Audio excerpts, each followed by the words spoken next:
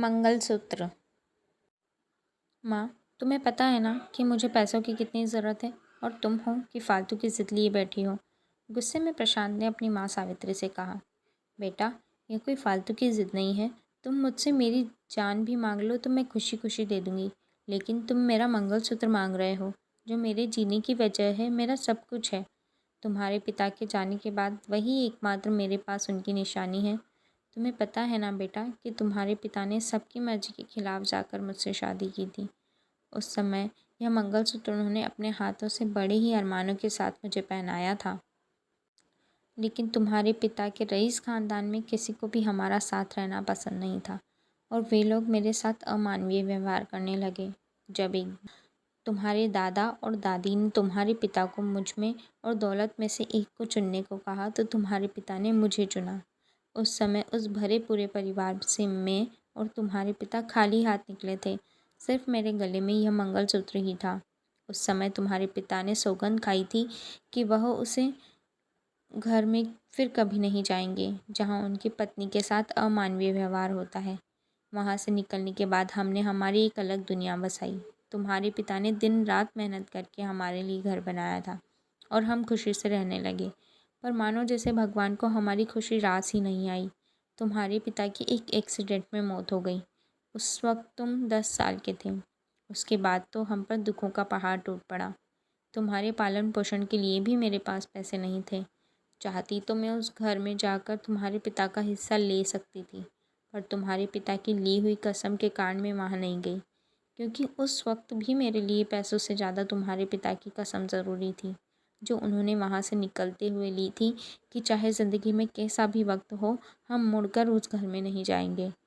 उस वक्त भी मैंने मेहनत मजदूरी करके दर दर की ठोकरें खाकर तुम्हें पाला, तुम्हें पढ़ाया लिखाया। तब भी मैं जानती थी कि इस मंगलसूत्र की कीमत लाखों में है, पर कभी इसे बेचने का ख्याल मन में नहीं आया। तुम्हें कारोबार में पैसों की ज़रूरत थी, तब भी मैंने अपने दिल पर पत्थर रखकर तुम्हारे पिता द्वारा खून पसीने की कमाई से बनाया घर बेच दिया और वृद्धाश्रम में आकर रहने लगी।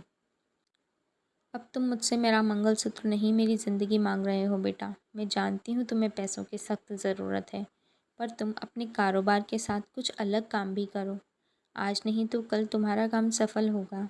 प्रशांत ने कहा, माँ मैं अगर पैसे बाहर से उधार लूँगा तो मुझे उसका 10 गुना ज़्यादा ब्याज चुकाना पड़ेगा, इसीलिए तुमसे मंगलसूत्र मांगने आया हूँ।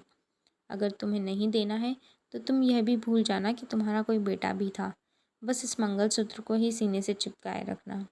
मैं जा रहा हूँ और कभी लौटकर नहीं आऊँगा अब तुम्हारे पास। तभी सावित्री का मन पसीज गया और उसने अपने बेटे को रोकते हुए कहा, बेटा तू ही मेरे लिए सबसे अमूल्य है। तेरी यही इच्छा है तो यह ले मंगलसूत्र। प्रशांत खुश हो गया और बोला, माँ जब मेरा कारोबार चल पड़ेगा तो आपको इससे भी महंगे महंगे गहने ला कर दूँगा। ऐसा कहकर वह वहाँ से चला गया। उसके वहाँ से जाते ही सावित्री धम्म से ज़मीन पर गिर पड़ी और आंखों से आंसू बहने लगे। उसका मंगलसूत्र को बेचकर प्रशांत ने अपने कारोबार में पैसा लगाया और 2 सालों के अंदर उसने अपने कारोबार को बहुत आगे तक बढ़ा लिया। इन 2 सालों में प्रशांत ने कभी भी सावित्री की खबर नहीं ली, लेकिन अब 2 साल बाद प्रशांत उस मंगलसूत्र के बदले अपनी माँ के लिए हीरे के जेवर लेकर आता है और सोचता है कि अब अपनी माँ को अपने बंगले में ले जाऊंगा और हमेशा के लिए अपने साथ ही रखूंगा। अब उन्हें कोई और दुख नहीं झेलना पड़ेगा। यह सोचकर वह वृद्धाश्रम आता है तो उसे मालूम होता है कि उसकी माँ तो 2 साल पहले ही गुजर गई। उसका दिल भर आता है और वह वहीं बैठकर रोने लगता है। तभी वृद्धाश्रम से एक बूढ़ी औरत पूर्णिमा निकल कर आती है और उसके हाथ में एक खत देते हुए कहती है, यह तुम्हारी माँ तुम्हारे लिए छोड़ कर गई है। प्रशांत खत पढ़ता है। उसमें लिखा था, बेटा मैं जानती हूँ तुम एक दिन ज़रूर आओगे और जब तुम आओगे तब तुम एक बहुत बड़े कामयाब इंसान बन चुके होंगे। मुझे तुमसे कोई शिकायत नहीं है बेटा, मैं जहाँ भी रहूँ तुम्हारी खुशी ही चाहूँगी।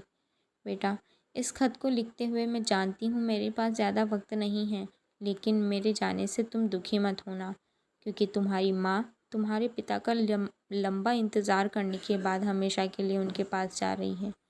यह पढ़ते हुए प्रशांत फूट फूट कर रोने लगा। आज उसके पास पछतावे के अलावा कुछ भी नहीं था।